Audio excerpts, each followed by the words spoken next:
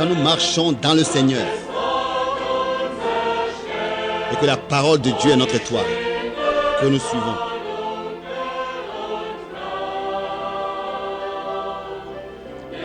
Oh, c'est là que l'obscurité disparaît et la peur, car il conduit nos pas.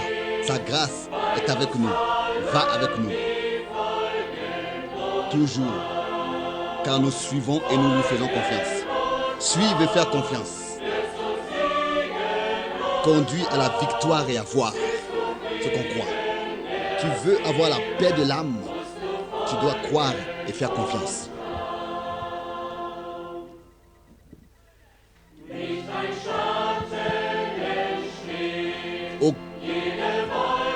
Aucune ombre n'apparaît. Chaque nuage est passé.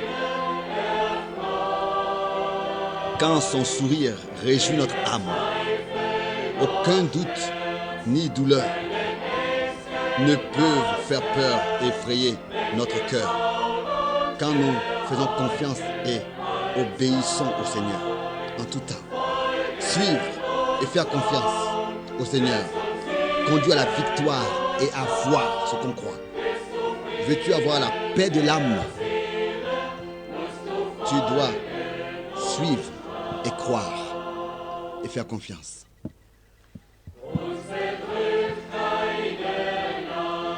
Aucun fardeau nous afflige, nous surcharge, qu'il n'aurait pas lui-même porté. Sur lui en tout temps nous pouvons édifier. Il a préparé la bénédiction aussi dans la croix et dans la douleur. Quand obéissant nous suivons et faisons confiance. Suivre et obéir et faire confiance, croire, conduit à la victoire et à voir ce qu'on a cru. Veux-tu avoir la paix de l'âme? Tu dois suivre et faire confiance. Un jour, il sera manifesté à son troupeau dans la tente, qui verront le roi dans sa beauté. Une place sur le trône leur est préparée. Oui, il nous accorde la couronne. Il la donne à ceux qui suivent et qui lui font confiance, qui le suivent et lui font confiance. Suivre et faire confiance conduit à la victoire et à voir. Veux-tu la paix de l'âme? Tu dois suivre et faire confiance.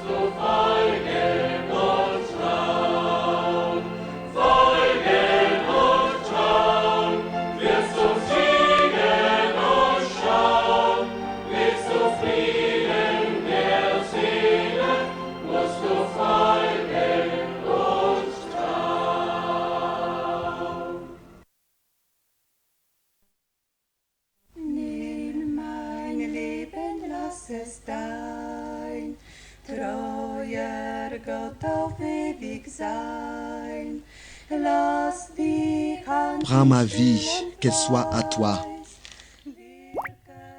Laisse-moi être zélé.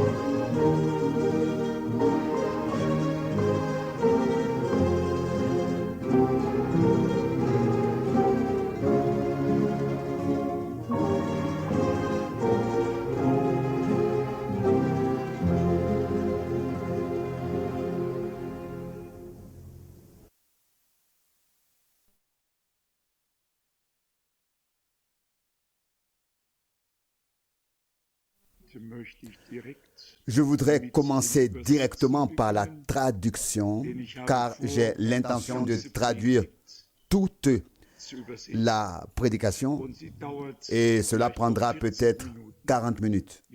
Ensuite, nous prierons simplement et rendrons grâce au Seigneur ensemble. Ce qui me réjouit tout particulièrement se trouve dès le début et cela sera une grande bénédiction pour vous, mes sœurs qui avez parfois l'impression d'être désavantagées. Nous avons parfois l'impression que nos chères sœurs pensent qu'elles sont des enfants de Dieu de second ordre, mais ce n'est pas le cas. Vous avez simplement reçu une place particulière. Vous êtes tout aussi précieuses aux yeux de Dieu que nous. Et frère Branham raconte un témoignage tout à fait merveilleux, celui d'une prière exaucée lorsqu'une sœur a prié pour un malade et que Dieu l'a exaucé. Peut-être vous déjà demandé est-ce que j'ai le droit, est-ce que je n'ai pas le droit et ainsi de suite. Il y aura probablement aussi une réponse à cela. Nous chantons simplement crois seulement, crois seulement.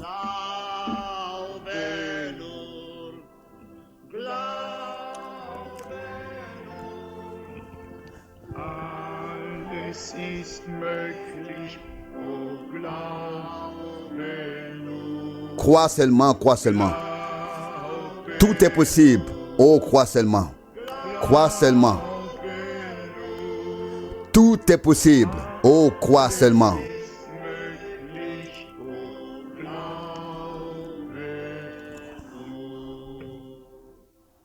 I was just sitting back there, perhaps enjoying that message, just like you were sitting out here enjoying. Je me suis réjoui du message, tout comme vous, lorsque j'ai entendu notre frère parler des œuvres du Saint-Esprit. J'aime entendre cela. J'y crois. J'ai entendu dire qu'il avait été annoncé que nous distribuerions des cartes de prière demain, des cartes de prière pour demain, entre 6 et 7 heures du soir environ, à ceux qui souhaitent recevoir une prière, une carte de prière. Vous pouvez prendre une carte de prière afin que nous puissions les mettre en rang. Et quand une personne reçoit une carte de prière, cela fait une grande différence. Elle reprend espoir et courage, elle a la foi que cela va arriver. Frère Bosworth m'a dit, alors qu'il distribuait mes cartes, et c'est particulièrement difficile pour un prédicateur, car il a beaucoup d'amis, il m'a dit, quand on distribue une carte de prière, on dirait qu'ils sont déjà guéris à 80%. On dirait qu'ils sont déjà guéris à 80%. Je crois que c'était un Georgie, il y avait une petite dame, la salle, l'auditorium était bondé et une femme était assise au premier rang, une femme typique du Sud, une mère, et elle a eu pitié d'une femme qui est entrée avec son enfant. Et il n'y avait pas de place. Et elle s'est dit, pourquoi est-ce que j'éprouve tant de compassion pour cette femme? Et puis elle a dit, le Saint-Esprit m'a dit, va, prie pour le bébé. Et elle est restée assise et a dit, oh, je sens cette parole qui me parle, mais cette dame a une carte de prière. Elle l'a reçue et puis, frère Branham priera pour le bébé quand elle sera appelée dans la file de prière. Comment puis-je prier pour le bébé? Et le Saint-Esprit a répété, va, prie pour le bébé. Et c'était si fort dans son cœur qu'elle ne pouvait s'en débarrasser. Et après un moment, elle a pensé, je vais donner ma place à cette femme qui n'a pas de siège et alors je pourrais peut-être lui parler. Cela vient de mon cœur. Et vous savez, le mieux est d'être obéissant. Ne contestez pas, mais obéissez. Vous ne comprenez peut-être pas pourquoi, mais faites-le quand même. Si c'est le Saint-Esprit, Dieu a toujours raison. Et puis, lorsque la femme est passée, cette dame a dit, « Sœur, excusez-moi, je vois que vous avez un bébé malade dans les bras. C'est très grave. Je ne sais pas ce que c'était à ce moment-là, mais le bébé était très malade, a-t-elle dit. Et elle a dit, je crois que tu l'as amené pour que frère Branham prie pour lui et j'espère qu'il sera mentionné dans la série de prières. Puis elle a ajouté, ma chère, tu es chrétienne, n'est-ce pas? Me donnerais-tu l'occasion de me débarrasser de mon fardeau, du poids qui pèse sur mon cœur? De quoi s'agit-il? Le Saint-Esprit me commande de prier pour le bébé. Puis-je le faire? Me permets-tu de prier? Elle a dit, si tu me le permets, je te cède ma place. Et elle a dit, tu n'as pas besoin de me céder ta place, mais tu peux prier. Elle a prié, a imposé les mains, a dit quelques mots, tout simplement. Puis, lui a cédé sa place et elle est allée à la tribune. Environ au deuxième ou troisième rang de la tribune, et la dame était assise ici devant. Environ 10 minutes plus tard, j'ai commencé à parler et j'ai dit, nous allons appeler la série de prières et faire venir les personnes avec les cartes de prière. Et quoi qu'il en soit, vous connaissez les réunions. J'ai appelé et c'est à ce moment-là que j'ai appelé cette mère avec son bébé. Elle était la troisième de la file et elle est venue sur l'estrade pour que je prie pour l'enfant. Et vous savez, je dois écouter la bande audio après coup pour savoir ce qui s'est passé. Car je suis dans l'esprit et je n'enregistre pas tout. Et le Saint-Esprit a dit à la femme qui elle était, et j'ai dit, avec le bébé, c'était ceci et cela. Elle a dit, c'est vrai. Et puis l'Esprit a dit, l'enfant a déjà été guéri. Il est guéri. Et la bénédiction repose sur lui. Et j'ai dit, une certaine femme habillée ainsi, avec telle et telle couleur de cheveux. Et j'ai dit, elle est assise là-haut. C'est elle qui a prié pour le bébé. Vous voyez, la femme pensait que j'étais l'évangéliste, que je devais prier, que je devais le faire. Mais je n'aurais pas pu avoir autant de compassion pour le bébé que cette mère. C'est pourquoi Dieu ne m'a pas choisi pour prier pour le bébé, mais la mère. Et Dieu a guéri le bébé qui était alors en parfaite santé. Nous avons reçu le témoignage. Il est payant de faire ce que l'Esprit commande. Faites-le rapidement. Aujourd'hui, j'ai écouté Duplessis et des cartes de prière ont été distribuées. Je voudrais expliquer quelque chose afin que lorsque le service commencera, vraiment, vous sachiez ce qui se passe. Ma partie consiste à prier pour les malades, mais je veux quand même faire attention au temps. Tout d'abord, inclinons la tête pour prier. Seigneur, nous te sommes reconnaissants pour le privilège de pouvoir venir au nom de ton Fils, le Seigneur Jésus. Nous sommes certains que tu exauceras nos prières, car il a dit, tout ce que vous demanderez au Père en mon nom, il le fera. C'est vrai. Nous prions pour que tu établisses une plateforme et que tu donnes ce qui doit être dit pour les réunions de guérison qui nous attendent. Des personnes qui souffrent de maladies cardiaques, de cancer, de tuberculose et d'autres maladies et qui sont en train de mourir. Il n'y a qu'une seule façon pour elles de vivre, c'est par ta grâce et tu les guéris. Qu'il en soit ainsi, nous lisons ta parole, que ton esprit l'imprime dans nos cœurs. Nous le demandons au nom de Jésus. Amen.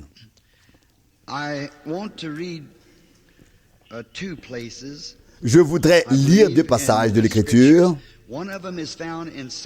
Je crois que c'est dans l'évangile de Jean, chapitre 10, et c'est Jean 10, verset 37, Jésus dit, verset 37, « Si je ne fais pas les œuvres de mon Père, ne me croyez pas. » Et dans Jean 14, verset 12, Jésus dit, Jean 14, verset 12, en vérité, je vous le dis, celui qui croit en moi fera aussi les œuvres que je fais. Je voudrais poser la question suivante afin d'établir une base. Quelles sont les œuvres de Dieu qui doivent être accomplies? Et on a souvent posé la question suivante: quelles sont les œuvres de Dieu? On a demandé à Jésus: quelles sont les œuvres de Dieu? Je dirais aujourd'hui, alors que nous sommes dans les dernières heures de l'histoire du monde, à en juger par la confusion religieuse et dans d'autres domaines, que nous devrions savoir, d'après les Écritures, quelles sont les œuvres de Dieu.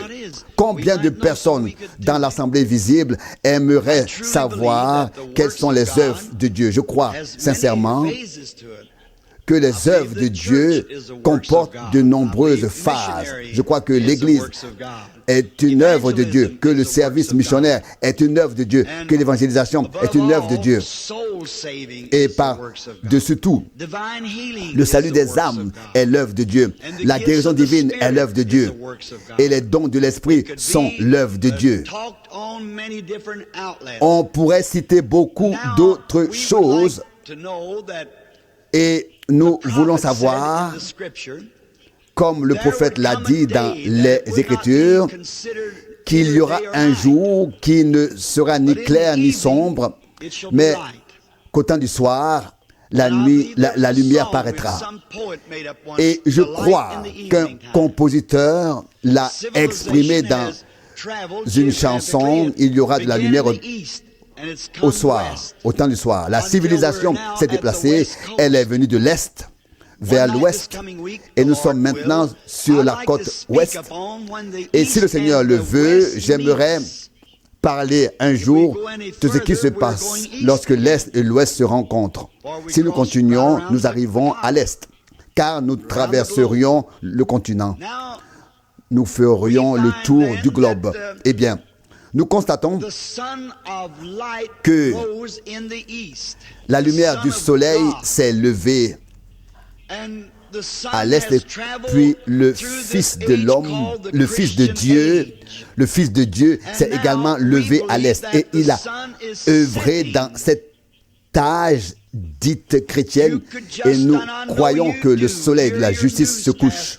Je sais que vous le croyez. Écoutez vos informations, lisez les journaux pour comprendre jusqu'où la civilisation est arrivée dans cet âge atomique.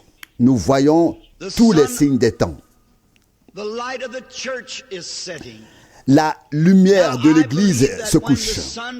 Eh bien, je crois que lorsque le soleil commence à briller à l'est, c'est le même soleil qui se couche à l'horizon occidental. Nous avons eu près de 2000 ans pour l'Église, et pendant ces 2000 ans, comme l'a dit le prophète, ce n'était ni le jour ni la nuit, c'était un jour triste. Nous avons eu suffisamment de lumière pour faire de grandes choses pour le Seigneur, pour croire en lui, pour l'accepter comme sauveur, comme notre sauveur personnel, pour avoir et construire de grandes communautés, de grandes écoles, pour produire de grands prédicateurs dans le royaume de Dieu. Beaucoup de services d'amour ont été rendus, mais nous n'avons pas encore vu la lumière telle qu'elle était au commencement. Ce n'est que récemment que cela a commencé au cours des 30 ou 40 dernières années. La lumière est réapparue, et le même Saint-Esprit, le même mouvement et la même action de l'Esprit qu'au commencement sont maintenant ici, alors que le soleil se couche à l'ouest, manifesté par le même évangile, l'évangile, le plein évangile dans la plénitude de la puissance de la résurrection de Jésus-Christ. Et nous vivons au moment où le soleil se couche. La lumière de l'évangile a été tellement critiquée. Déjà lorsqu'elle a commencé à briller sur le peuple oriental. Et la même critique sera maintenant présente en Occident si c'est la même chose. Mais le même Jésus qui a béni les gens là-bas au commencement en Orient par sa présence personnelle, les envoie maintenant sous la forme du Saint-Esprit dans l'hémisphère occidental. L'hémisphère occidental. À l'époque, cela s'est produit avec les Juifs au début, puis cela a suivi son cours. Or, nous lisons dans les Écritures que Jésus-Christ est le même hier, aujourd'hui, éternellement. Hébreux 13, verset 8. C'est écrit dans Hébreux 13, verset 8. Christ le même. S'il est le même Jésus qui était en Galilée, et s'il est ici aujourd'hui sous la forme du Saint-Esprit, ici en Californie, alors il doit être le même en principe, en puissance, en attitude, en tout. Il doit être le même Jésus. Seulement, il n'est pas dans la chair, mais dans l'esprit pour agir à travers un groupe de croyants et se révéler, se manifester comme il l'a fait autrefois dans un corps, à savoir dans le Fils de Dieu révélé dans la chair appelé Jésus. S'il est le même. À cette époque, Dieu était dans son Fils. Il s'est révélé au monde tel qu'il était. Et aujourd'hui, après sa mort, sa résurrection et sa montée au ciel, et notre justification par la foi en lui, il se révèle à nous et à travers nous par la chair humaine, par le Saint-Esprit. Si nous pouvons nous abandonner au Saint-Esprit, telle est la question. Savoir comment s'abandonner à Dieu, se livrer à lui, se donner à lui. Et Dieu a des hommes dans l'Église. Certains peuvent se consacrer à la prédication, d'autres à l'enseignement, d'autres à la prophétie, d'autres encore à d'autres dons. Voyez-vous, les dons ne sont pas tous les mêmes. Paul l'a déjà dit à l'époque, mais chacun est appelé et établi dans l'Église dans un but précis. Vous devez savoir comment Dieu peut vous utiliser au mieux, puis vous consacrer, vous abandonner à lui. Eh bien, mon doigt ne pourrait pas prendre la place de mon oreille, peu importe à quel point il essayerait, et ma bouche ne peut pas prendre la place de mon œil, Mais chaque membre sait à quoi il est destiné et la coordination entre eux permet à tout de fonctionner efficacement. Si seulement vous pouviez voir qu'il faut de la coordination et de la coopération, les deux, dans tout le corps de Jésus-Christ. Coordination et coopération. Que vous soyez méthodiste, baptiste, catholique, protestant, d'où que vous veniez, nous sommes certes divisés par les voies des dénominations, mais dans l'esprit, dans le cœur, dans les principes, nous ne devrions jamais être séparés, divisés.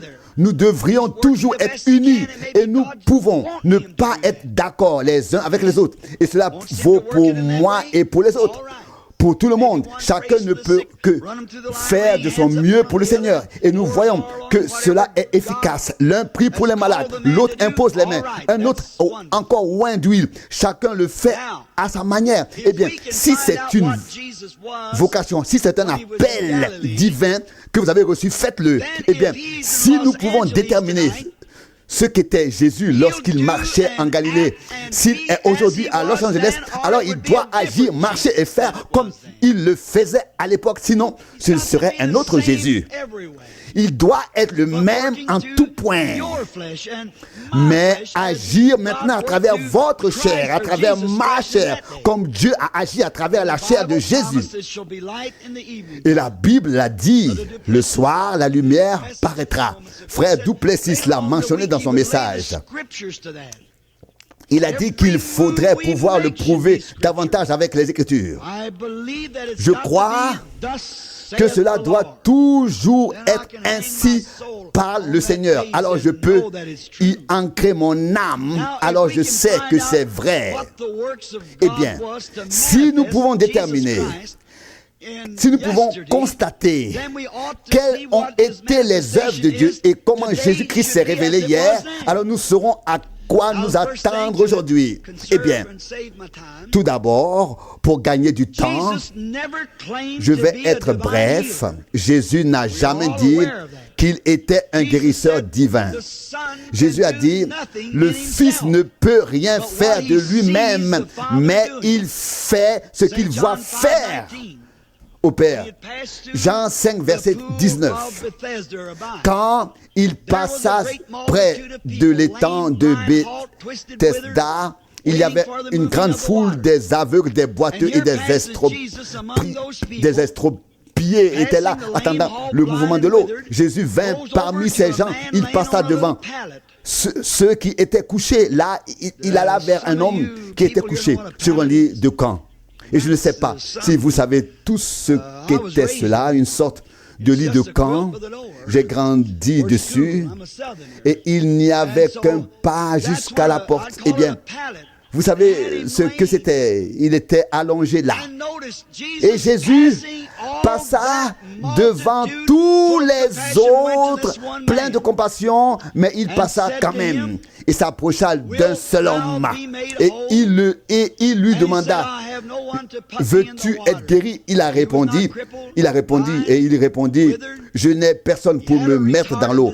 Vous voyez, il n'était pas aveugle, ni n'avait quoi que ce soit. Il était un peu dans le besoin, âgé de 38 ans, mais pas assez pour mourir.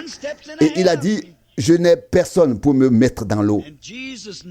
Il y a toujours quelqu'un devant moi dans l'eau. Et Jésus le savait et il le connaissait. Il avait dû le voir. Le Père le lui avait montré. Il savait à quoi il ressemblait. Car il a dit, en vérité, je vous le dis, le Fils ne peut rien faire de lui-même. Il ne fait que ce qu'il voit faire le Père. Et il a vu cet homme. Il savait à quoi il ressemblait. Et il a dit, prends ton lit et va chez toi. Et il s'est frayé un chemin à travers la foule. Puis la question a été posée. Comment serait-il interrogé aujourd'hui si cela se passait à Los Angeles? Que se passerait-il s'il faisait une chose pareille aujourd'hui? C'était Jésus hier. Ça, c'était Jésus hier. S'il est Jésus aujourd'hui et s'il est le même, ce serait exactement la même chose. Qu'a-t-il fait pour manifester son signe du Messie? La guérison des malades n'était pas exactement le signe du Messie. Vous le savez tous. La guérison des malades n'est pas le signe du Messie. Car les prophètes ont déjà guéri les malades des années avant que le Messie ne vienne. Et en ces derniers jours, la guérison des malades dans ce grand réveil de guérison n'est pas le signe extraordinaire du retour de Jésus-Christ. Nous avons eu la guérison divine pendant les 2000 ans, depuis le commencement et depuis la Pentecôte, et en particulier à Jérusalem, et ainsi de suite. Et maintenant, à nouveau, mais c'était un signe qui était le signe du Messie à la fin de cet âge. Et rappelez-vous, il est venu vers les siens, pas vers les païens. Il est venu vers les siens car ils attendaient le Messie. Il ne viendra qu'à ceux qui l'attendent. Il ne sauvera que ceux qui veulent être sauvés. Il ne guérira que ceux qui veulent être guéris et qui croient qu'ils seront guéris. Il ne s'imposera à personne. Vous devez vous mettre en avant. Frayez un chemin et vous avez le libre arbitre. Cela vous a été donné depuis le jardin d'Éden. Chacun peut prendre sa décision, faire son choix. Eh bien, selon notre selon notre compréhension des Écritures, voyez-vous, tous les êtres humains descendent d'une seule lignée, celle d'Adam. Et puis, après le déluge, il y a eu les 3 fils de Noé. Tout a été détruit, sauf les 3 fils de Noé et leur famille. Et c'est à partir de là que toutes les nations de la terre ont été peuplées, Sem, Cham et Japheth. Ce sont les Juifs et les païens, les demi-Juifs et les demi-païens, et qui ils sont les Samaritains, etc. Et bien, lorsque Jésus s'est révélé aux Juifs, regardons dans les Écritures ce qu'il a fait pour se faire connaître comme Messie. J'ai lu dans l'évangile de Jean, reprenons Jean et maintenant le chapitre 1.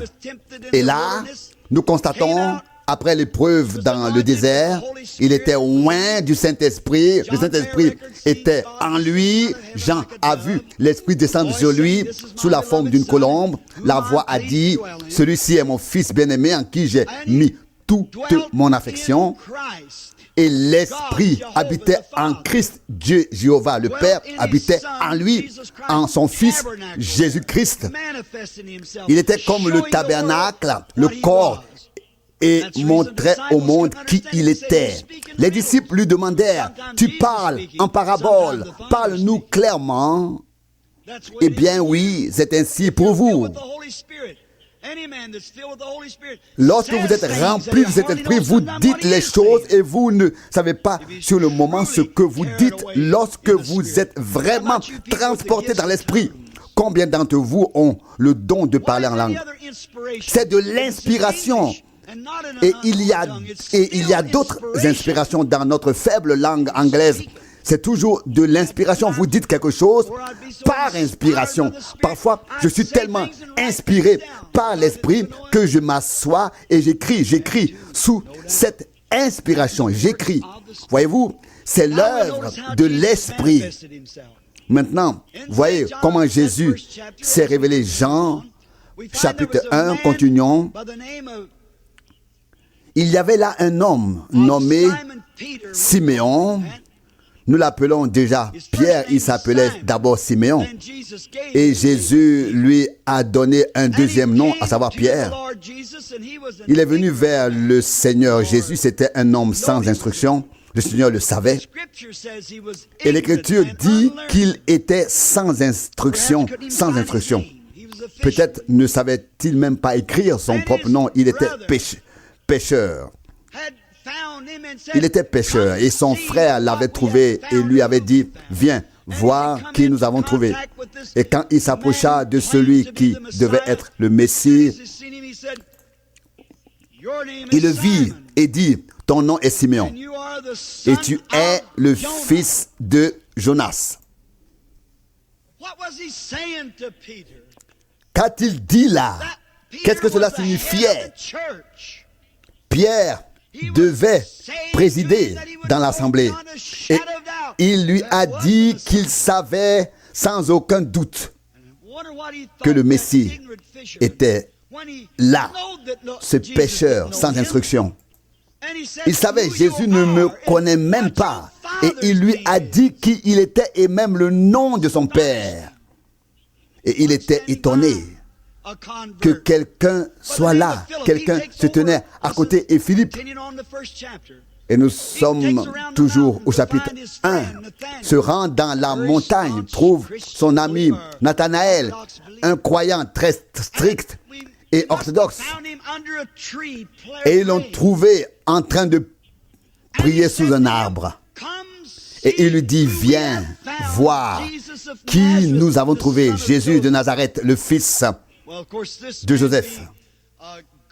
Eh bien, cet homme était un homme raffiné. Il n'était pas ballotté par tous les vents de la doctrine. Non. Il demanda, peut-il venir de Nazareth quelque chose de bon? Et je pense que Philippe lui a donné la meilleure réponse que l'on puisse donner. Viens et voir. Ne restez pas chez vous. Ne restez pas chez vous à critiquer. Venez voir, étudier les Écritures.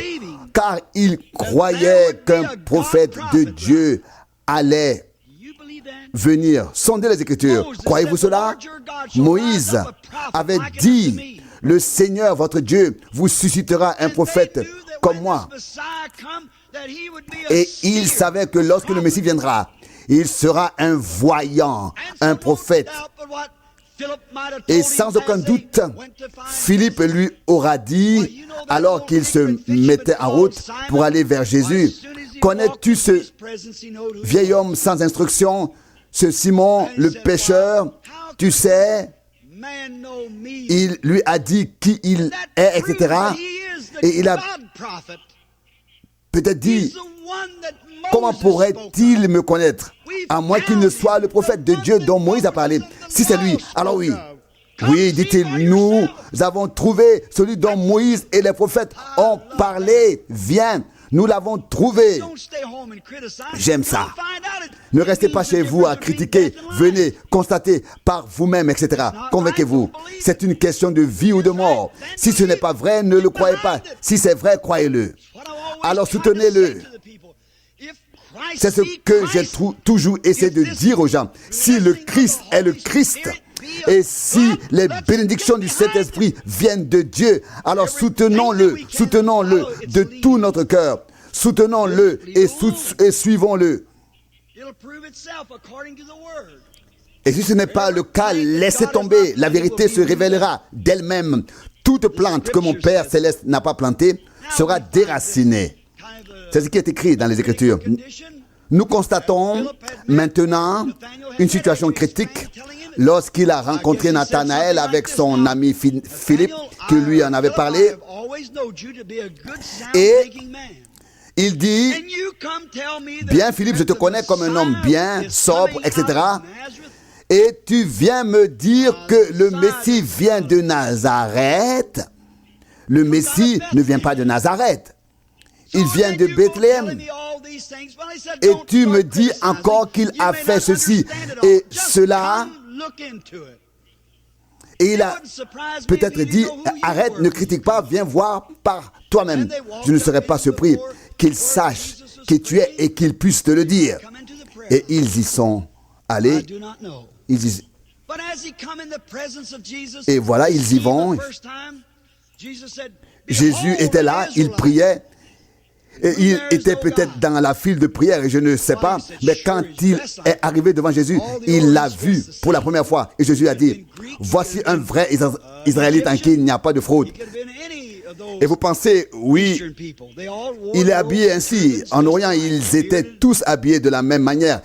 Il aurait pu être égyptien ou n'importe quel autre peuple oriental. Ils portaient tous les mêmes vêtements. Jésus le savait. Il savait que cet homme est un Israélite, un homme authentique, un homme véritable. Il aurait pu être un hypocrite, un incroyant. Il a dit un Israélite en qui il n'y a point de fraude. Et Philippe l'aura certainement observé, lui aura certainement enseigné cela en chemin, etc. Et il était prêt. Il était prêt. C'est pourquoi frère Duplessis est ici pour enseigner, d'enseigner, d'initier, d'introduire. Je l'ai entendu dire qu'il avait participé à des réunions pendant 10 ans. C'est un homme honorable. Et les gens croient en sa parole. Mais ne prenez pas la parole d'un homme, prenez la parole de Dieu. Écoutez ce que Dieu dit. Nous n'avons jamais travaillé ensemble de cette manière. Nous n'avons jamais travaillé ensemble de cette manière auparavant. Mais je l'ai entendu dire qu'il venait aux réunions depuis toutes ces années. Et il a une très grande réputation dans le monde entier parmi toutes les assemblées et les congrégations, les communautés religieuses. Philippe a dû donner des instructions. Et lorsque Nathanaël se trouva en présence de Jésus, il dit, un vrai Israélite en qui il n'y a pas de mensonge. Il était étonné. Oh, c'est donc bien le prophète de Dieu dont Moïse a dit qu'il serait le prophète de Dieu. Et il demanda, depuis quand me connais-tu, Rabbi? Tu ne m'as jamais vu. Comment sais-tu qui je suis? Et Jésus dit, avant que Philippe t'ait appelé, je t'ai vu sous le figuier. Et là, c'était réglé. Il dit, Rabbi, tu es le roi d'Israël, tu es le Fils du Dieu vivant. C'était Jésus hier. Et c'était le signe du Messie hier. Alors aujourd'hui, ce doit être le même signe du Messie. Certains se tenaient là et ne croyaient pas. Des érudits, des rabbins, des docteurs de la loi, etc. Vous ne pouviez pas pointer du doigt leur vie, sinon ils auraient été lapidés. Des centaines d'années de la même lignée, connaissaient toute la loi. C'est une chose de connaître la Bible et une autre de connaître l'auteur de la Bible. Ce n'est pas connaître la Bible, mais le connaître lui. Alors vous avez la vie éternelle. Le connaître lui. Peut-être ne connaissez-vous pas bien, très bien la Bible, mais si vous le connaissez dans la puissance de sa résurrection, c'est la vie éternelle. Eh bien, nous voyons à quel point c'était étrange. Et dès qu'il s'en est rendu compte, cet Hébreu rigide s'est prosterné devant lui et a reconnu que c'était là le signe du Messie et que c'était le vrai Messie. C'est ce que les Juifs ont toujours cru, les vrais Juifs. D'autres prétendaient croire et revendiquaient leur foi, mais ce n'était pas le cas. Et ils ont donné leur interprétation des Écritures. Vous n'avez pas besoin d'interpréter quoi que ce soit avec vos lèvres. Dieu a donné sa parole. Et dans Hébreux 4, verset 12, il est écrit que Dieu révèle les pensées des cœurs et que la parole pénètre jusqu'à ce qu'elle sépare l'âme et l'esprit, les os et les moelles. Elle pénètre. Ils étaient en présence de Dieu. Et ces érudits hébreux ne l'ont pas reconnu. Et ils ont dit dans leur cœur, cet homme est un devin, un homme mauvais qui est Belzébul, etc. Vous savez bien que la divination et tout cela vient du diable, ou la lecture dans les pensées, la télépathie, etc. vient du diable. Il ne prêchait pas l'évangile. Aucun âme n'y est sauvé. Non, le fruit de l'esprit prouve ce qu'il est, ce que c'est. Jésus a dit, vous les reconnaîtrez à leurs fruits. Janès et Jambres étaient là contre Moïse. Moïse a fait ce que Dieu lui avait dit. Il a jeté son bâton qui s'est transformé en serpent. Et il y avait Janès et Jambres, eux aussi ont jeté leur bâton qui se sont transformés en serpent. Voyez-vous, la Bible ne dit-elle pas que les mêmes esprits seraient à l'œuvre dans les derniers jours? Pas étonnant que les journaux en soient remplis.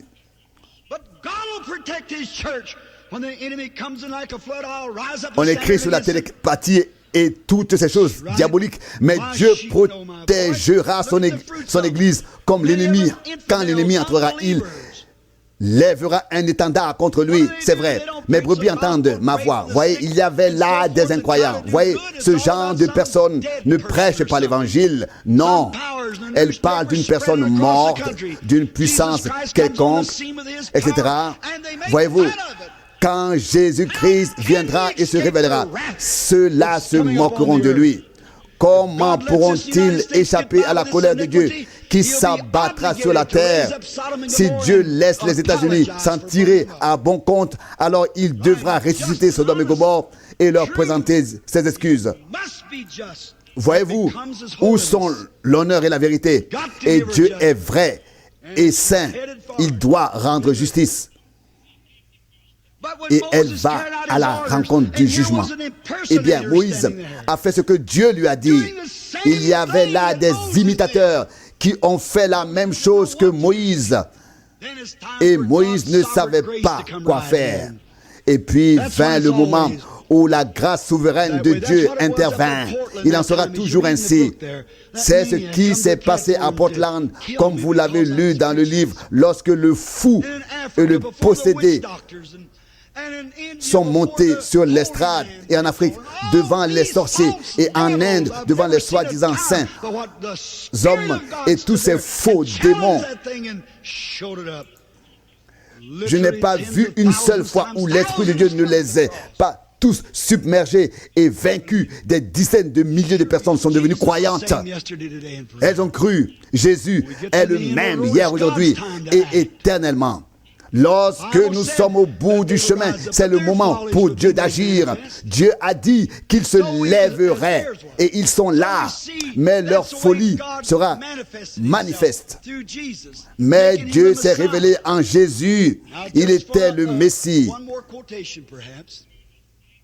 Maintenant, une autre citation. Les Juifs orthodoxes ont dit, cet homme est du diable.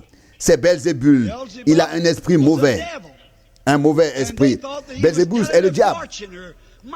Et il pensait, il lit dans les pensées, il prédit l'avenir, etc.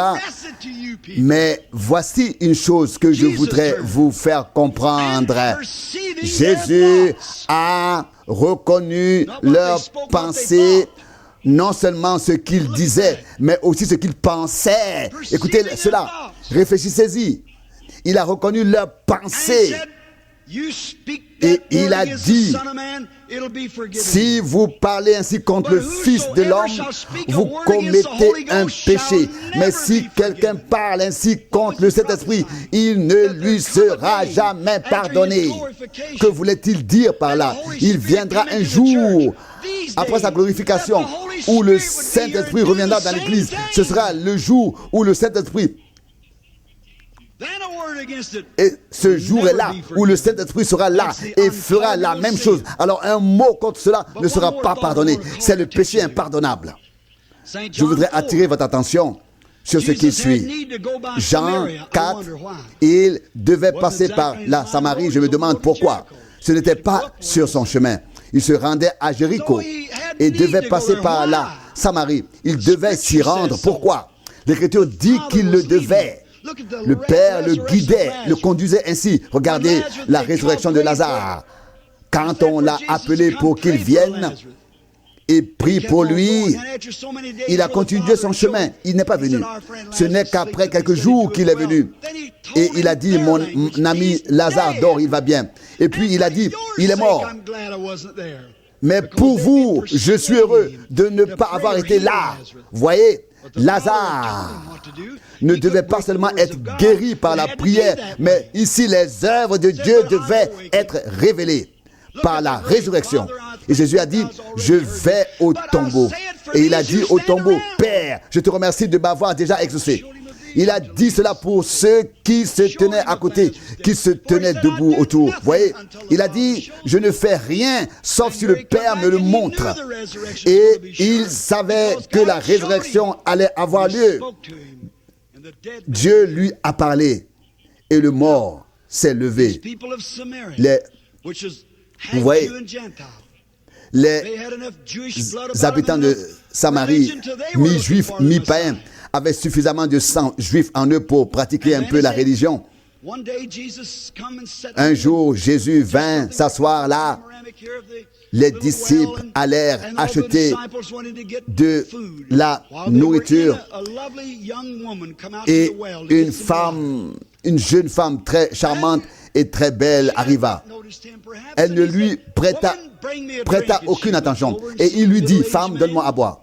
C'était un homme d'âge moins 30 ans, mais on lui a donné 50. Et il est écrit, tu n'as pas 50 ans et tu prétends avoir vu Abraham. Jésus dit, avant qu'Abraham fût, je suis.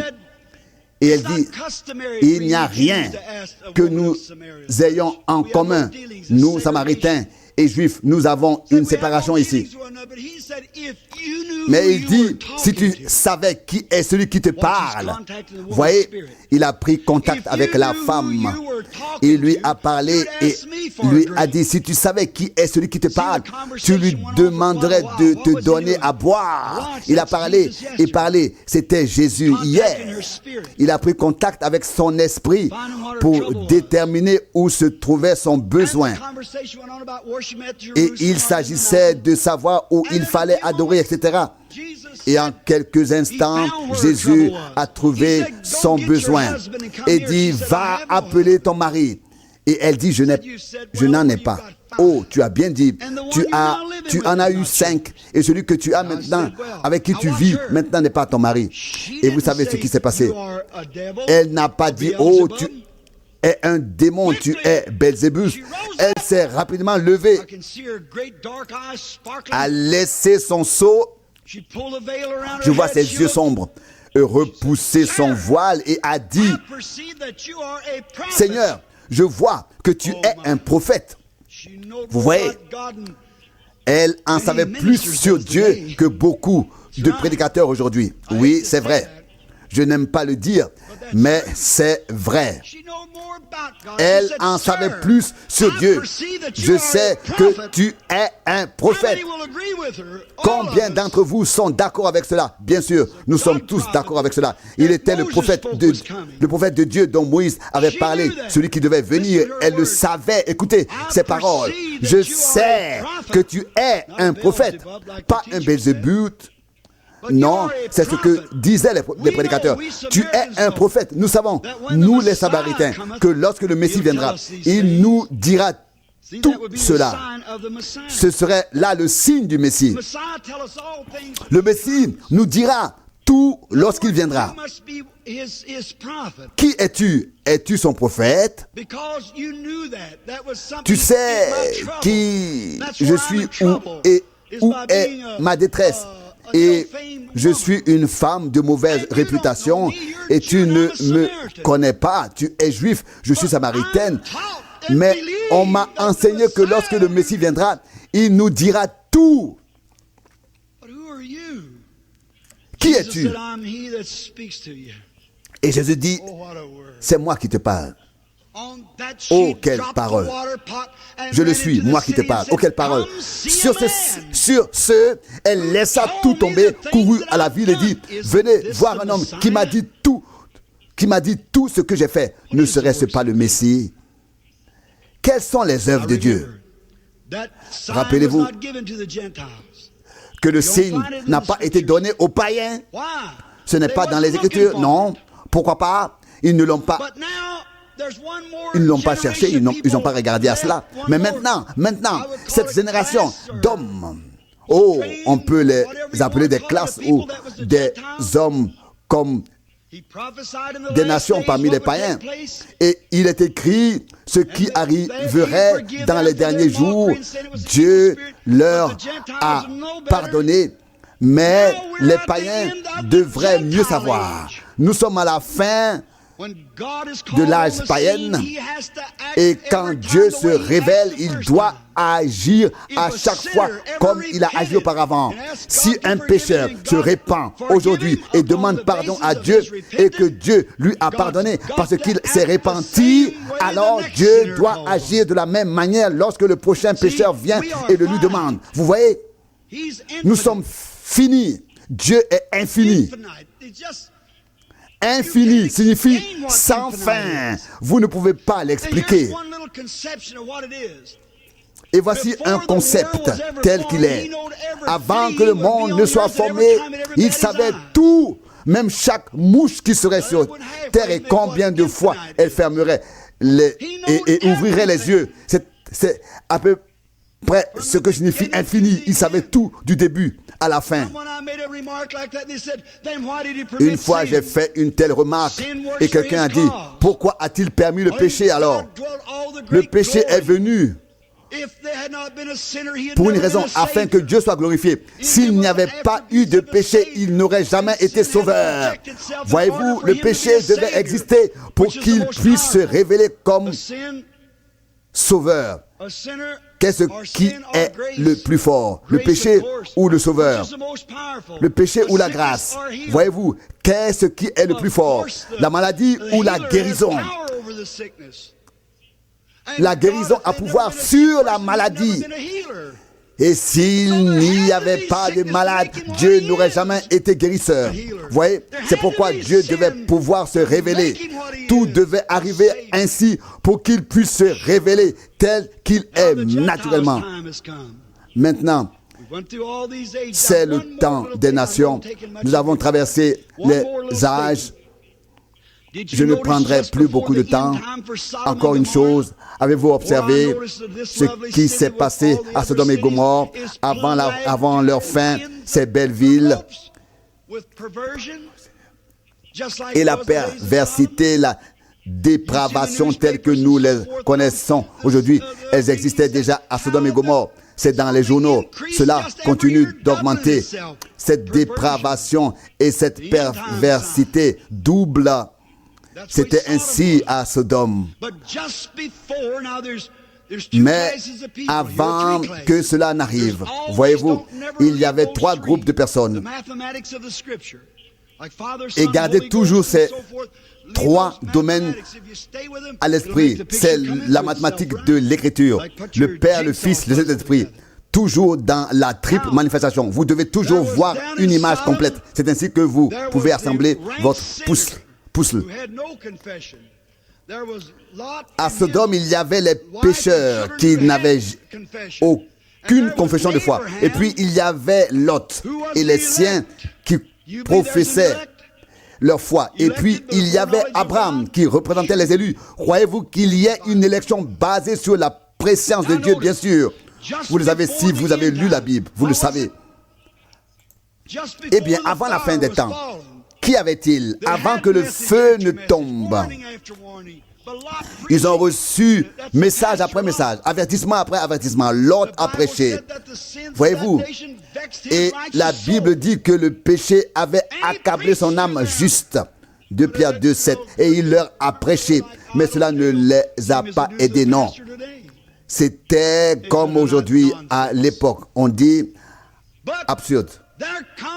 Mais alors, 3 hommes sont descendus du ciel. Sachez-le. L'un d'eux est resté avec Abraham. Et les 2 autres, un Billy Graham moderne et ainsi de suite, sont allés à Sodome, où ils ont organisé un réveil et prêché et ont appelé ceux qui voulaient sortir. Mais comprenez bien, l'un d'eux est resté avec Abraham. Voyons maintenant l'image. Ils avaient continué leur chemin, mais celui-ci a dit: puis-je cacher à Abraham ce que je vais faire? Il avait tourné le dos à la tente et Sarah était dans la tente derrière lui et était occupée à quelque chose. Elle faisait quelque chose dans la tente. Et cet homme, sous forme humaine, était pourtant Dieu. Car Abraham l'a appelé Elohim, le grand Jéhovah. Il était sous forme humaine, a bu la chair d'un veau, a mangé la chair d'un veau et bu le lait d'une vache. Il était un homme, un être humain. Et pourtant, il était Dieu. Dieu avait montré quelque chose, à savoir les élus. Et la même chose se produit avec l'Église aujourd'hui. Elle reçoit son dernier signe avant que le feu ne tombe. Il lui avait tourné le dos et il dit: Abraham, tu as entendu, tu as attendu 25 ans. Tu as maintenant 100 ans. Sarah a 90 ans, 90 ans. Mais cela va maintenant se produire selon le temps de la vie. Et Sarah était dans la tente et l'ange avait... Qu'est-ce qu'un ange? Un ange est un messager. Et il avait tourné le dos à la tente ainsi. À la tente ainsi est-il écrit. Et quand il a dit cela à Abraham, Sarah a ri en elle-même. Il demanda à Abraham: pourquoi Sarah a-t-elle ri? Et elle répondit: je n'ai pas ri. Oui, tu as ri. Qu'est-ce que c'était? C'était de la télépathie? Non, sûrement pas. Et il a dit: si tu as ri. Elle était remplie de crainte, car il y avait là plus qu'un simple homme. Elle avait peur, même s'il tournait le dos à la tente et qu'elle se trouvait derrière la tente. Voyez-vous, c'était plus qu'un simple homme, c'était Dieu qui se révélait sous une forme humaine. Et puis, lorsque le sacrifice fut offert, il monta au ciel. C'était Dieu. Qu'était-ce donc le dernier signe que les élus ont vu avant la destruction. Gardez cela à l'esprit. Les Samaritains, dès qu'ils virent leur signe, ils vinrent, l'écoutèrent et le crurent. Les années sont passées.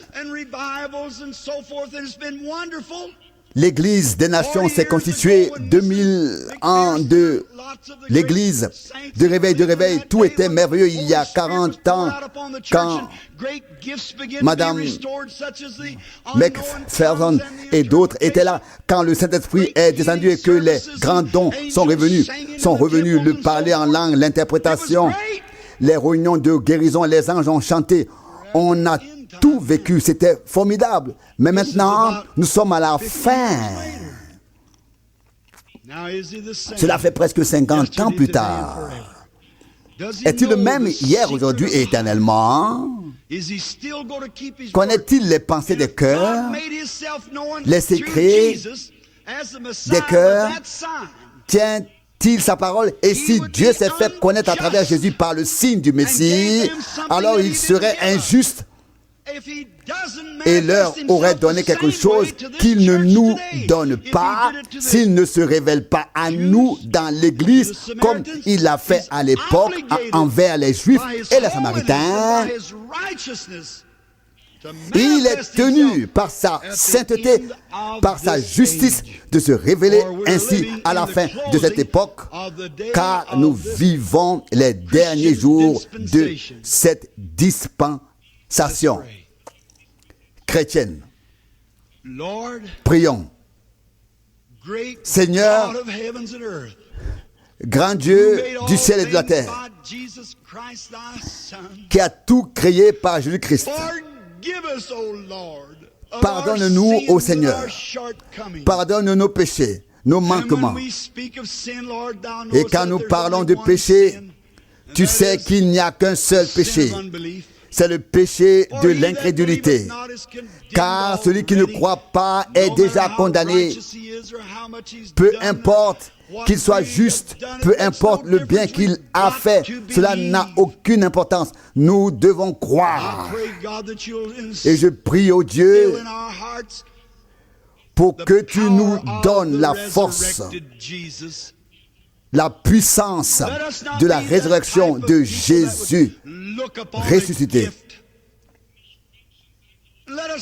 Ne soyons pas des gens qui regardent un don et rendent ensuite leur jugement.